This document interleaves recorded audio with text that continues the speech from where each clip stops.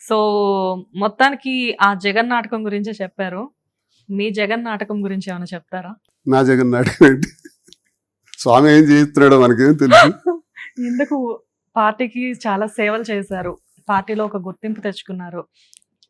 ఎవరినైనా కానీ వ్యక్తిగతంగా మీకు నచ్చలేదు అంటే, అక్కడ తప్పు ఉంది అంటే ఖండించారు, విమర్శించారు. సడన్ గా పార్టీ నుంచి ఎందుకు బయటకు వచ్చారు? ఐ మీన్ బయటకు ఎందుకు పంపించారు? ఇప్పటికీ నాకు అర్థం కాని $1000 కోసం అదే నన్ను ఎందుకు సస్పెండ్ చేశారు. కారణం ఏంటి చెప్తారు? వ్యక్తిగత కారణం అంటారు. ఈ కారణం తెలిసే 22లో కూడా తెలుసు, 23లో తెలుసు. తెలిసిన తర్వాత టికెట్ అనౌన్స్ చేశారు 23 ఏప్రిల్ 19వ తారీఖున. ఆ తర్వాత అనౌన్స్ చేసిన తర్వాత మళ్ళీ ఆ టికెట్ నా నుంచి వాణి గారికి వెళ్ళింది, మళ్ళీ టికెట్ నాకు వచ్చింది. ఇవన్నీ తెలుసు, మరి అప్పుడే టికెట్ ఇవ్వకూడదు. 2, ఇంట్లో గొడవ జరుగుతున్నప్పుడు 24లోనే సస్పెండ్ చేయాలి. ఆ ఏప్రిల్లో ఎందుకు చేశారు? సుమారు 7-8 నెలల తర్వాత. సో వ్యక్తిగత కారణం పెట్టి సస్పెండ్ చేయటం ఏంటి? వ్యక్తిగత కారణాలు ఎవరికి లేవు? ఒకవేళ నాలాగే వ్యక్తిగత కారణాలు ఉండకూడదు రాజకీయాల్లో ఉంటే ఏ రాజకీయ పార్టీలో కూడా ఒక్కడ కూడా ఉండడే. అందరు షర్ట్లు ఇప్పితే మచ్చలే ఉంటాయి. మనందరం సర్వసంగ పరిత్యాగులం కాము, స్వర్గం నుంచి దిగిరాలేదు. ప్రతి ఒక్కడికి ఇన్ని మచ్చలు ఉంటాయి. నేను షర్ట్ ఇప్పి నా మచ్చలు చూపించాను, ఇంకెవడు చూపించలేదు. చూపించిన వాళ్ళు అందరు అర్హులు, చూపించిన వాడు అనర్హుడా? నాకే అర్థం కాలే. అది ఆయనకు కూడా తెలుసుగా. తెలుసు. జగన్మోహన్ రెడ్డి గారికి ఇందులో నేను ఒక్క మాట కూడా అందించుకోవాలి. ఎందుకంటే ఆయన ఎప్పుడు గౌరవిస్తాను. ఆయన అంటే నాకు ఇష్టం. నేను వైఎస్ఆర్తో అడుగులేశాను. స్టూడెంట్ లీడర్ నుంచి పెద్ద ఆయన దగ్గరికి వెళ్ళటం నాకు అలవాటు. ఆయనే నాకు జిల్లాకు పరిచయం చేశాడు, ఆయనే ఇన్ఛార్జిని చేశాడు, ఆయనే టికెట్ ఇచ్చారు, ఆయనే జిల్లా పరిషత్ వైస్ చైర్మన్ చేశారు. ఆయన మరణించిన తర్వాత నా రోజులు పాడైపోయినాయి. నేను దిక్కులేని వాళ్ళే అయిపోయాను. తర్వాత కుమారుడు వచ్చాడు, కుమారుడితో అడుగులేశాను. అడుగులేసిన తర్వాత ఆయన నాకు చల్లగా చూసుకున్నాడు, బాగా చూసుకున్నాడు, గౌరవించాడు, మంచి హోదాను కల్పించాడు, ఎమ్మెల్సీని చేశాడు. సాష్టాంగ ప్రణామం. జగన్మోహన్ రెడ్డి నేను ఒక్క మాట కూడా అనను. నా గుండెల్లో అది లేదు, రాదు. కాకపోతే మా జిల్లా ఉండే నాయకులు ఇదే ఛాన్స్ దువ్వాడ శ్రీనివాస్ని ఇప్పుడు లేపకపోతే మరి లేపలేం అనుకున్నారు. ధర్మాన ప్రసాద్, కృష్ణదాస్ కలిపి నాటకాలు ఆడి సార్ దగ్గర ప్రతిరోజు చెప్పించి, క్వార్టరీతో చెప్పించి నన్ను సస్పెండ్ చేయించారు. ఇందులో రహస్యం మరేం లేదు.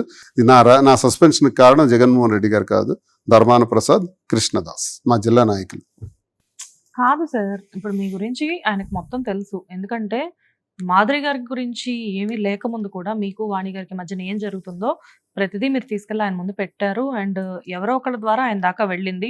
మీ ఫ్యామిలీని పిలిచి కూర్చోబెట్టి మాట్లాడి అంతా సెటిల్ చేసింది కూడా ఆయనే. కానీ అప్పుడు రాని నెగిటివిటీ మీ గురించి అంతా తెలిసిన ఆయనకి వీళ్ళేదో చెప్తే వినాల్సిన అవసరం ఏముంది? అంతేనండి. రాజకీయాల్లో ఎలా ఉంటాయంటే, మీరంటే నాకు గౌరవం ఇష్టం, అక్కడ 10 మంది వచ్చి మిమ్మల్ని తీయకపోతే మేము ఉండము అనేటప్పుడు తప్పకుండా నా మనసుకు నచ్చని పనే నేను చేస్తాను. నాకు ఈయనంటే ఇష్టం లేదు, కానీ ఆయనకి నేను పక్కన కూర్చోబెట్టుకోవాల్సి వస్తుంది. రాజకీయంలో ఉన్నటువంటి కఠోరమైన పరిస్థితులు అలాగే ఉంటాయి. ఆయన వాళ్ళని పక్కన పెట్టవలసి వస్తుంది, ఆయన వాళ్ళని దూరం పెట్టాల్సి వస్తుంది, కాని వాళ్ళని పక్కన కూర్చోబెట్టుకోవాల్సి వస్తుంది. జగన్మోహన్ రెడ్డి గారి ప్లేస్లో ఉంటే నేను అదే చేయాల్సి వస్తుంది. ఎందుకంటే ఇప్పుడు ఆయన అపోజిషన్లో ఉన్నారు, లీడర్స్ మీద ఆధారపడి వెళ్ళాలి, మళ్ళీ గవర్నమెంట్లోకి రావాలి, పార్టీ బలోపేతం అవ్వాలి. అందరూ కలిపి దువ్వాడ శ్రీనివాస్ని సస్పెండ్ చేయమంటే దువ్వాడ శ్రీనివాస్ని వదులుకోవటమా ధర్మమా? అందరి మాటను నెగ్గించుకోవటం, అందరి మాట వినటం ధర్మమా? అలాగని అందరి మాటను పక్కన పెట్టి దువ్వాడ శ్రీనివాస్ని నేను ఉంచుకోవటం ధర్మమా? రాజకీయాల్లో ఏది ధర్మం? బలమే ధర్మం. మీ అందరికి కొన్ని ఇష్టాలు ఉన్నా, కొన్ని ఇష్టాలను చంపుకొని మనసాక్షి అంగీకరించకపోయినా కానీ చేస్తాం. కొన్ని పనులు చేయాలి. నేనైనా అంతే, ఎవరైనా మేము చేస్తాం. తప్పదు, పాలిటిక్స్ లో తప్పదు. అందుకే ఏంటంటే గేమ్ ఆడుకోవాలి. ధర్మాన ప్రసాద్, కృష్ణదాస్ కదా నన్ను సస్పెండ్ చేశారు, ఏ మూటలు లేవన్నారు కదా, చెడ్డ పేరు అన్నారు కదా. అదే ధర్మాన ప్రసాద్ ఒక సర్పంచ్ క్యాండిడేట్ మీద పోటీ చేస్తే 54,000తో ఓడిపోయాడు. ఇదే ఎవరు ఇప్పుడు శంకర్ అనేవాడు ఎవరు సర్పంచ్ మన 24 ఎన్నికల్లో. అదే సర్పంచ్కి టికెట్ ఇప్పించింది ఎవరో తెలుసా? అచ్చెన్నాయుడు. అచ్చెన్నాయుడు ఎవరు? రాష్ట్ర పార్టీ అధ్యక్షుడు. నా మీద కదా పోటీ చేశాడు, 32,000తో గెలిచాడు. ధర్మాన 54,000తో ఓడిపోవటం ఏంటి? అచ్చెన్నాయుడు వల్ల టికెట్ పొందిన సర్పంచ్ అభ్యర్థి 54,000తో గెలవటం ఏంటి? అచ్చెన్నాయుడు 32,000తో గెలవటం ఏంటి?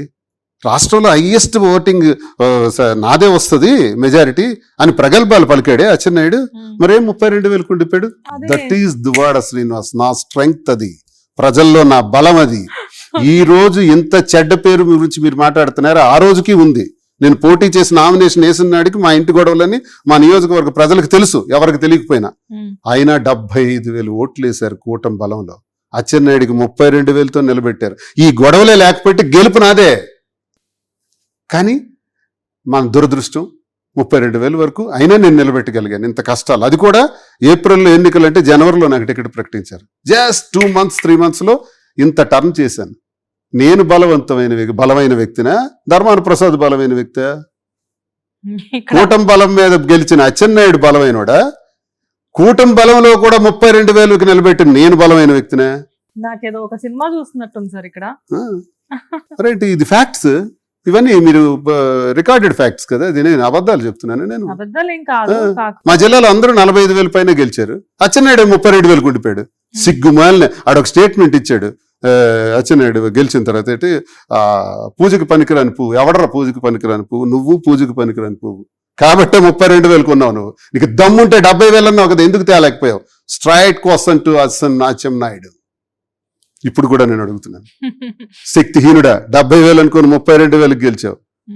నీ వల్ల టిక్కెట్లు పొందిన వాళ్ళు 50,000తో గెలిచారు.